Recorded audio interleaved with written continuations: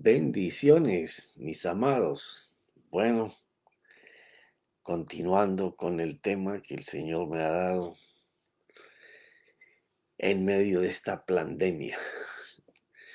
Ok, hemos estado hablando de Mateo 24, en donde estuvimos mirando eh, todas las cosas que tenían que ver con la destrucción de Jerusalén, del templo y todo lo que tuvieron que vivir.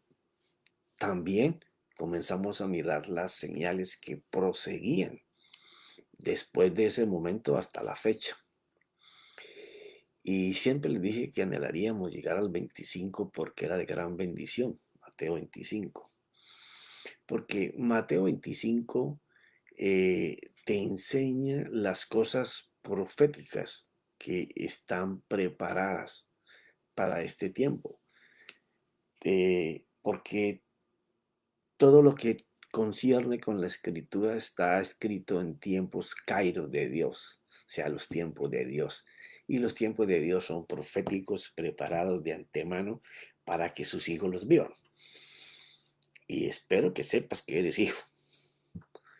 ¿Ya? Ok.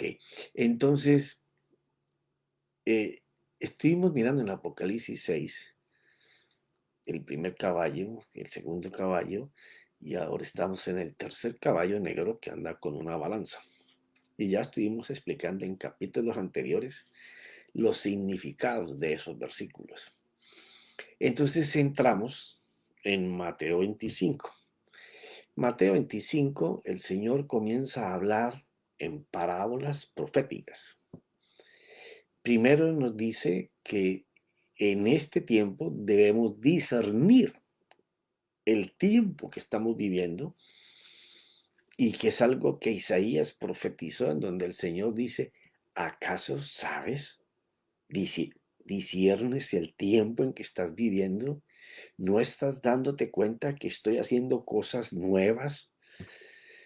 ¿Ya? Y lo hace a través de la higuera, ¿ya?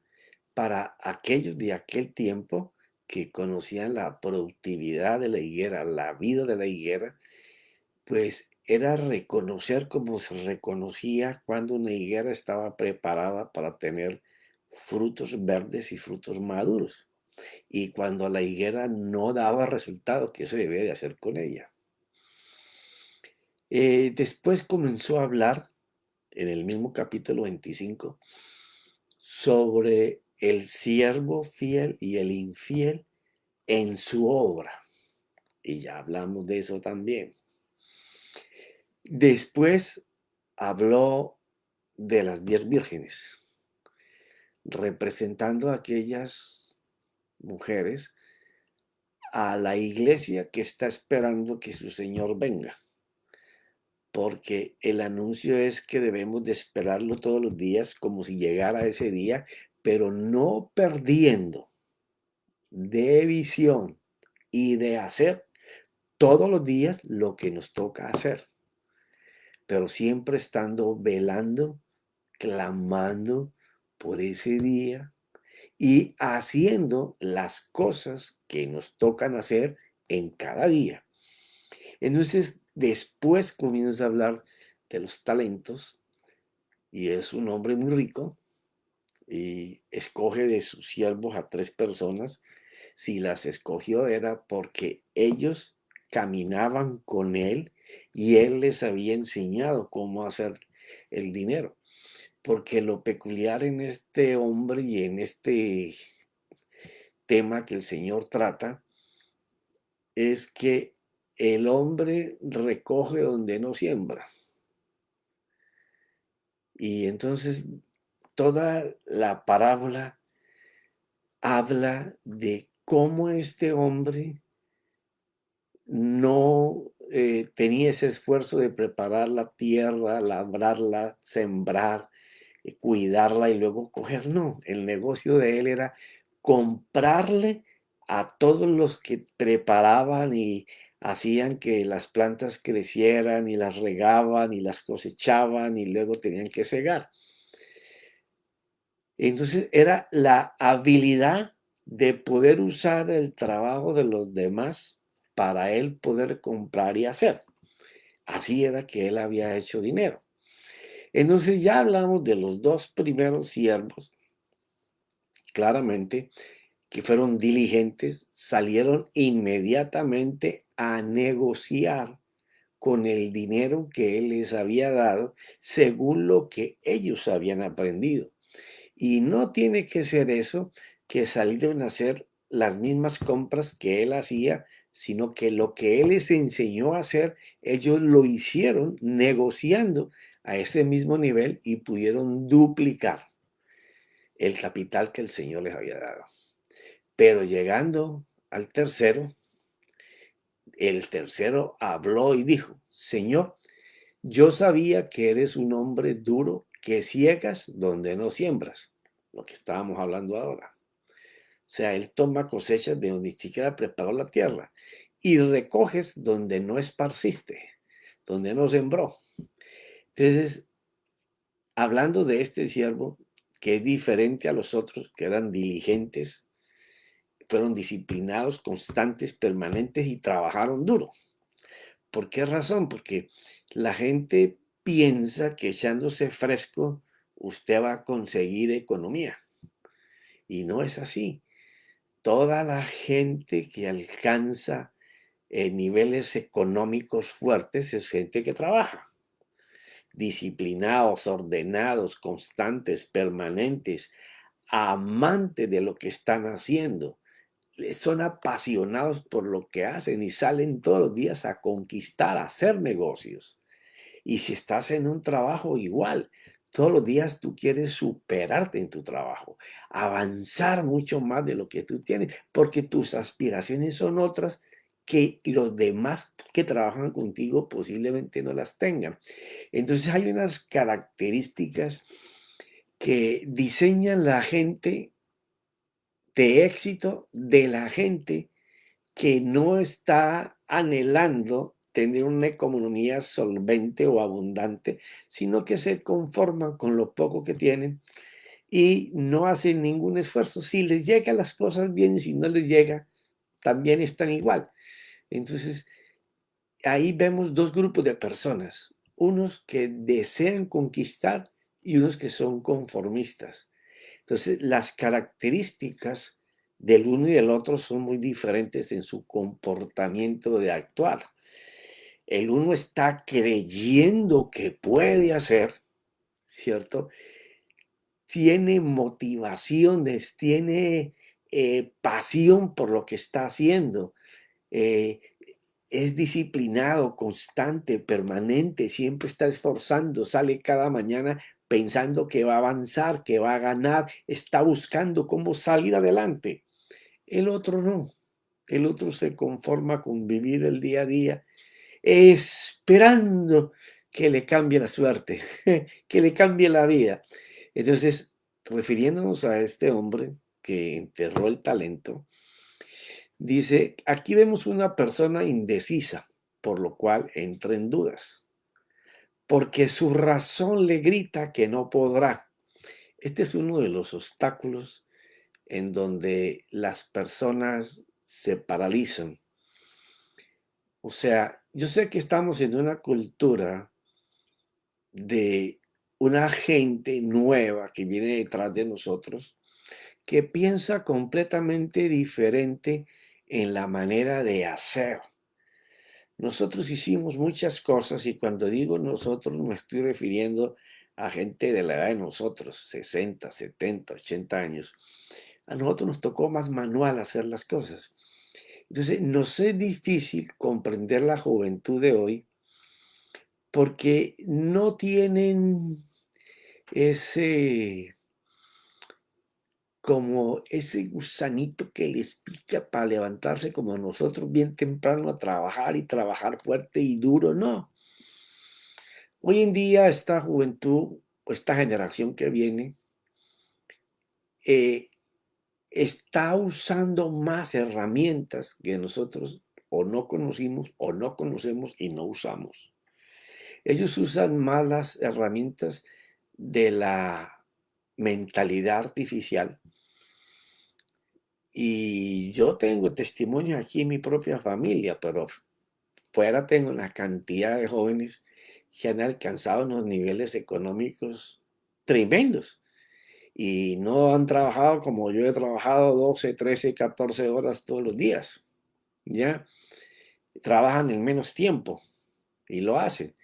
Para decirte algo sobre uno de los hijos míos, en 18 meses se ganó, alcanzó a ganar como $2 millones antes de que se cayera la moneda artificial, pero así todo logró sacar como 1 millón y pico de dólares en 18 meses. Y yo en 35 años en este país he logrado un poquito más, pero líquido, pero trabajando como animal. O sea, tenemos que entender que la generación de hoy tiene más armas y las sabe manejar diferentes. Pero ¿cuál es la propiedad en esto? Que nosotros tenemos que mirar que la descendencia que viene detrás de nosotros, estas generaciones, tengan lo que particularmente tiene que tener una persona de éxito. Es cierto que hay que trabajar duro, sí.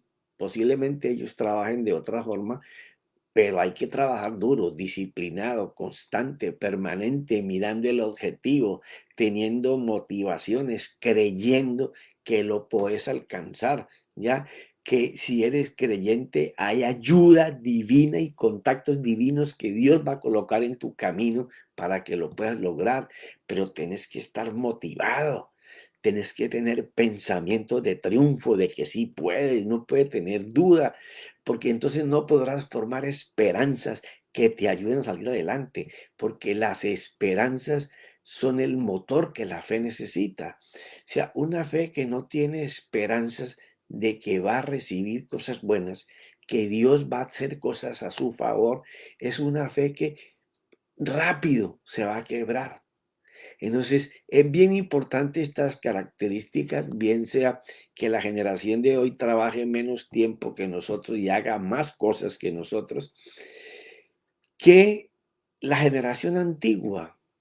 Pero nosotros no podemos traer estas generaciones a que trabajen tan manualmente como nosotros, porque ellos trabajan a otro nivel, pero sí que tengan las características de una persona de éxito.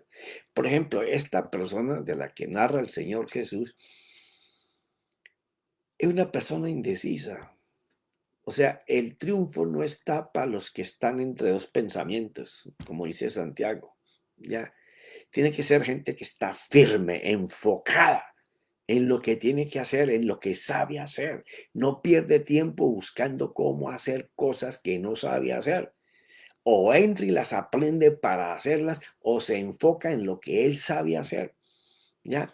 Entonces así no permite que la duda se le coma la fe, porque entonces tu razón te va a comenzar a gritar que no podrás, que si empiezas lo perderás, que no tenés la habilidad para hacer tal cosa, para negociar, para ir a otro nivel, para aprender otra carrera, para hacer otras experiencias. No, ya, aunque este hombre fue escogido por su amo, tenía que haber tenido alguna experiencia de haber aprendido de él cómo negociar, ¿ya? Pero ¿qué pasó? Siempre él estuvo en el lado pasivo de la carrera al éxito. El que solamente se conforma con hacer lo que le mandan a hacer y nunca quiere hacer nada más de eso. Nunca se esfuerza, nunca se exige, nunca se pide ir allá un poco más. ¿Ya? ¿Por qué? Porque al indeciso o al que tiene duda que puede o no puede, o se le pone pereza, o no tiene, desecha el entendimiento, desecha que tiene que en este tiempo, por ejemplo, que es tan fuerte, tienes que estar constantemente aprendiendo. Tienes que estar constantemente creciendo en el conocimiento de lo que se mueve hoy en día para que en la habilidad que tú tengas puedas salir adelante. Pero si no lo haces, siempre te faltará determinación. Siempre tendrás una excusa para decir el por qué no puedes avanzar. ¿Ya?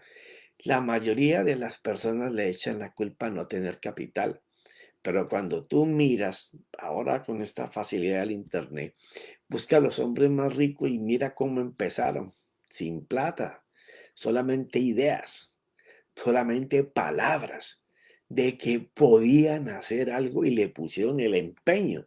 Y es que es algo bien impresionante este principio. ¿Por qué razón?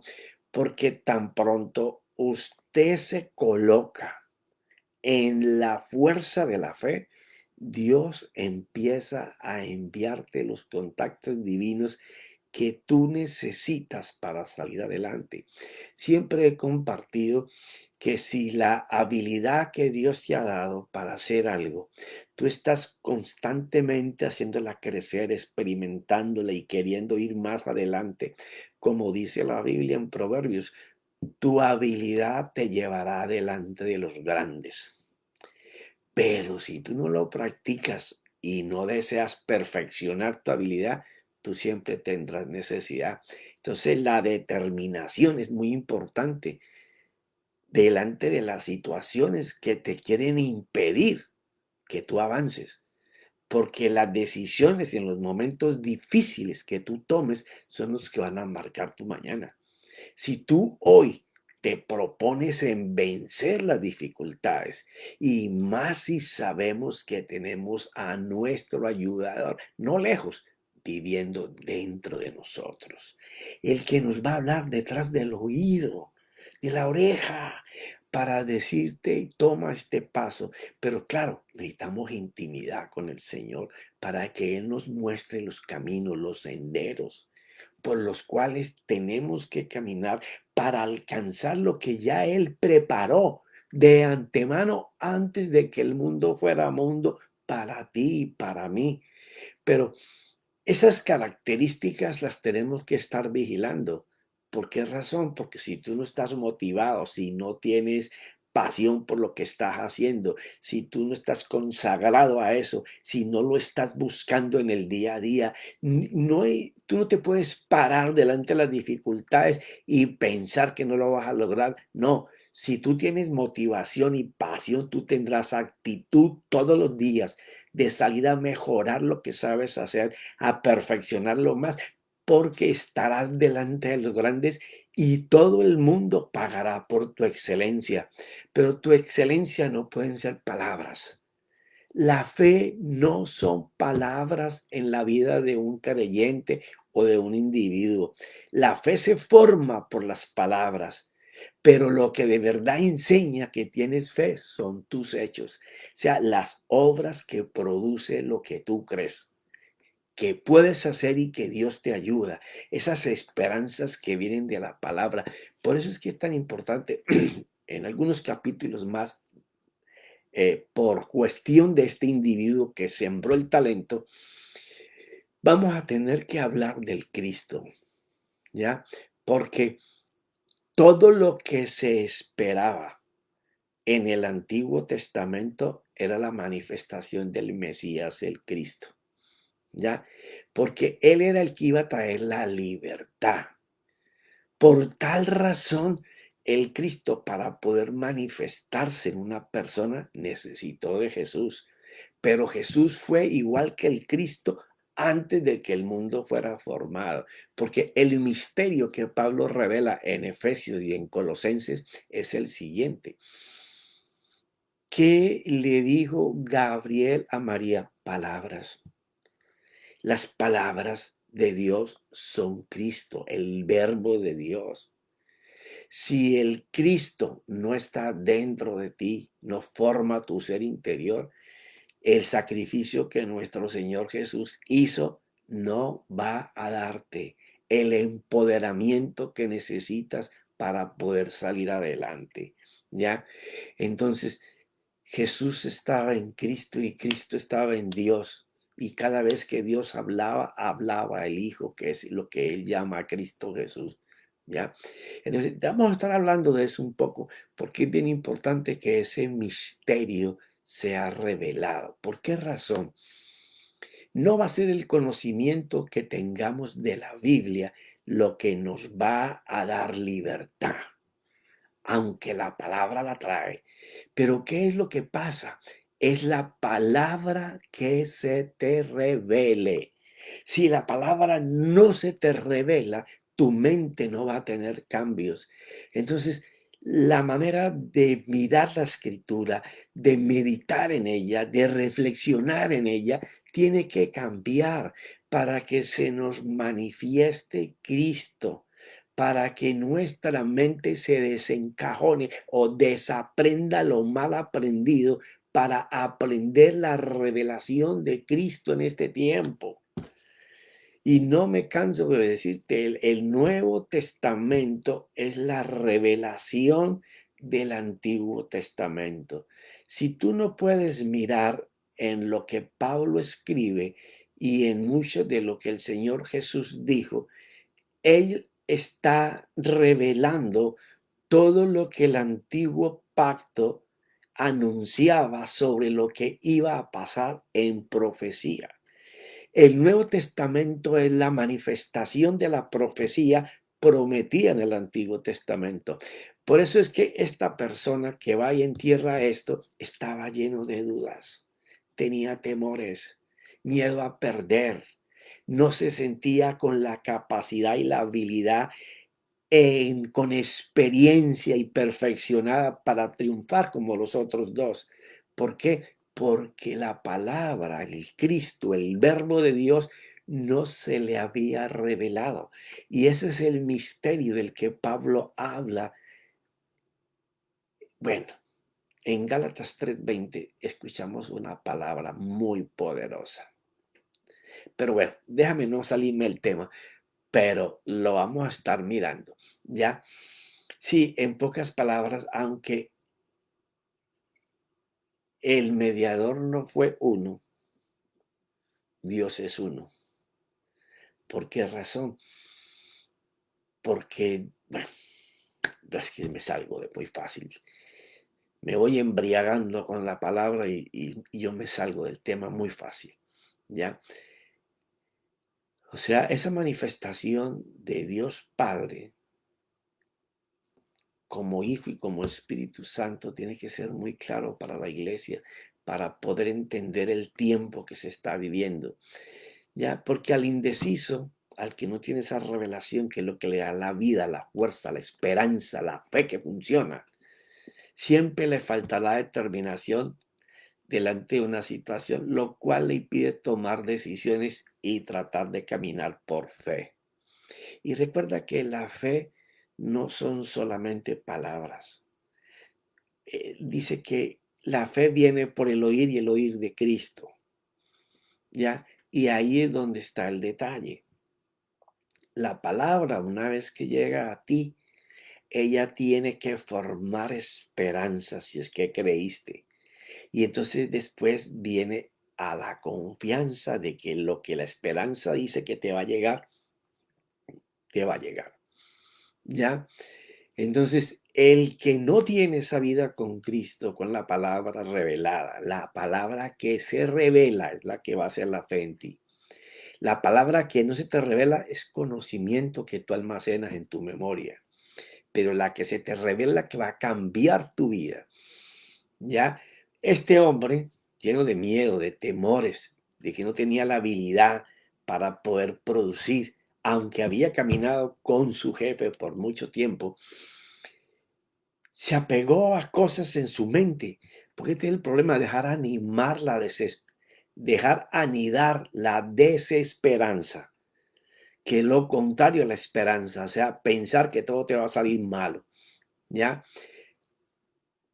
Este hombre pensó en las cosas negativas, comenzó a pensar, oh, tú eres muy drástico, tú eres un hombre eh, muy disciplinado y constante en tus cosas, y pues yo no tengo esa condición para hacer eso, porque yo sé que tú recoges las cosechas que no cultivaste o cuidaste, y tuve miedo de perder lo que era tuyo yendo a negociar y negociar mal, perdiendo. O sea, nunca pensó en ganar, sino en perder. Entonces, una persona que quiere alcanzar el éxito en cualquier renglón de su vida no puede permitirse el lujo de pensar en pérdida.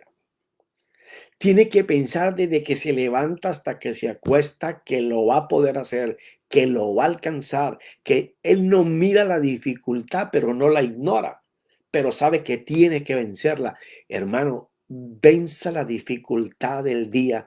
No se preocupe por la de mañana ni la de pasado. Preocúpese por la de hoy. Y si mañana es la misma, mañana tiene que pelear por esa misma, pero no se llene su mente de los obstáculos que no han de llegar todavía, porque tu fe se va a derrumbar. Entonces vas a decir como él, y tuve miedo de perder lo tuyo, y fui y escondí tu talento en la tierra. Mira, aquí tienes lo que es tuyo. Dios le coloca un talento, una habilidad que él debió haber experimentado en el tiempo con su jefe, con su amo, con su señor, para salir adelante, ¿ya? Pero resulta que no. Siempre estuvo diciendo que sí, que estaba aprendiendo, que ese mensaje era bueno, ese mensaje es para mí, el pastor me habló lo que yo necesitaba, esa era la palabra que yo quería, pero nunca la hizo. Estaba asolapado, ahí debajo de todos los demás, diciendo amén, amén, sí, así mismo, cómo no, sí, pero nunca lo practicó. Y la fe es practicar lo que se te revela a tu corazón.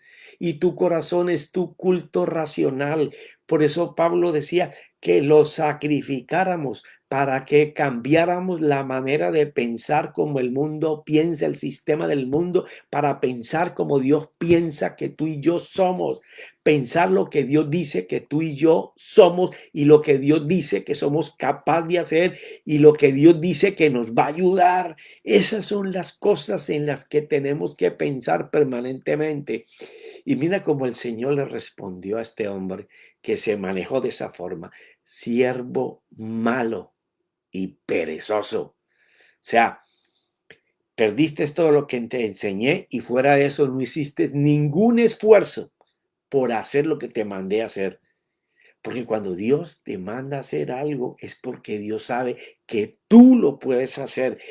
Aquí el ejemplo es que este hombre escoge 3 personas que él sabe que lo pueden hacer, pero hay uno que siempre estuvo diciendo que sí podía y que sí creía y que lo iba a hacer, pero nunca lo hizo.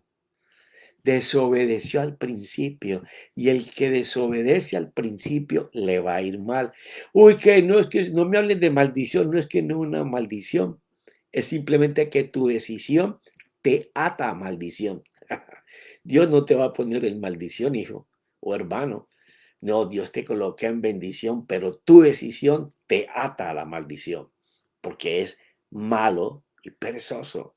¿Sabías que ciego donde no sembré y que recojo donde no esparcí? O sea, este hombre tenía el dinero, no corría los riesgos de plantar, cultivar, cuidar, cosechar, sacar el fruto, sino que él compraba lo que estaba listo. A ese ejemplo, en la parte espiritual, nos indica una manera de avanzar, de prosperar. Ya no se necesita como esta gente tener 40 o 50 personas para que siembren, aren, cultiven, rieguen, recojan. No, él iba solo y cosechaba todo el esfuerzo de ellos. Espiritualmente, esto lo podemos expresar de la misma manera. Muchos de los que llegan a nuestra vida, si no todos, nosotros ni los preparamos, ni le hablamos, ni le sembramos palabra, ni ellos vieron milagros de las manos de nosotros. No, el Espíritu Santo, que es el que hace el trabajo de redargudir al hombre de pecado, de decirle que se arrepienta, que actúe diferente, que necesita de Jesucristo. Él hace todo ese trabajo de siembra, de limpiar el terreno, de echar la semilla de la palabra, de cuidar que la palabra crezca en ese corazón. El Espíritu Santo hace todo ese trabajo. Por eso es que el Señor Jesús le decía a sus discípulos, porque ellos estaban mirando la tierra, que no había nada sembrado. Y él le decía, mira, todos los cultivos están blancos, listos para la cosecha. Estaba anunciando esto mismo. Nosotros solamente debemos de prepararnos desde que salimos de casa todos los días. Señor, ¿cuál es el cultivo blanco que ya tú preparaste para que yo coseche? Usa los dones que me has dado para que yo pueda impartirle a esa persona lo único que se necesita en este momento, porque ya tú lo araste, le sembraste la semilla, lo cuidaste, lo abonaste por tiempo, por años, por meses. Yo no voy sino a recoger la cosecha. Es el precio que tú pagaste en la cruz para que se me sea otorgado y llevado a tu reino. Ese es el reino de Dios. Estar nosotros usando los dones que Dios nos dio para recoger la cosecha preparada que ya está blanca. Ya el Señor ya pagó por esto. Ya entonces, en la parábola, el versículo 27 dice, el amo de este siervo inútil, perezoso, que siempre dijo que podía, pero cuando llegó la hora, no pudo, le dio miedo, temor, todos sus pensamientos eran malos, malos en el sentido de que no podía, ya cuando se le había dado el poder para poder hacer. Dice el amo, debías entonces haber puesto mi dinero en el banco y al llegar yo hubiera recibido mi dinero con interés. Ok, este versículo lo vamos a explicar el próximo martes porque es muy importante. ¿A qué se refiere el Señor a dejar el talento en un banco para coger intereses? Es fácil de entender. Pero ¿cómo poder mirar espiritualmente, colocar los dones del Señor en el banco del Señor para que Él recoja? Bueno, está muy expectante porque el próximo martes vamos a descifrar esto en el campo espiritual, porque en el campo físico, en el material es fácil. Tú llevas el dinero al banco y lo depositas para que ganara intereses y vas a ganar intereses, que es lo que se está diciendo aquí del Señor en cuanto a las finanzas. Pero el banco espiritual es diferente. Pero mis amados, se me terminó el tiempo. Nos veremos el próximo martes. Está bien expectante, motivado, porque es tiempo de bendición. No me canso de decirte que el tiempo difícil y complicado, en donde van a haber los obstáculos y todas las dificultades, es la tierra abonada para que la fe produzca, porque ella produce donde tú y yo no podemos hacer nada. Pero es importante que esas palabras que forman nuestra fe se nos revelen y nos abran los ojos del entendimiento, como decía Pablo, para poder ver las riquezas que Dios nos ofrece en este tiempo, espirituales y físicas. Mis hermanos, que mi Padre Santo los bendiga, que lo que mi Señor Jesús hizo en la cruz lo podamos revivir a través de nuestro Cristo, que es la revelación del Evangelio de mi Señor, y tenemos la seguridad de que eso puede ser porque el Espíritu Santo de Dios mora en nosotros y Él nos va a estar hablando, enseñándonos el camino por el cual debemos andar. Pero ¿será que tenemos tiempo para Él? Eso es bien importante que tú te lo respondas. Porque si no hay tiempo de intimidad con Él, no hay manera de que se te revele lo que Dios quiere hacer. Mis hermanos, bendiciones y los veo el próximo martes. Amén y amén.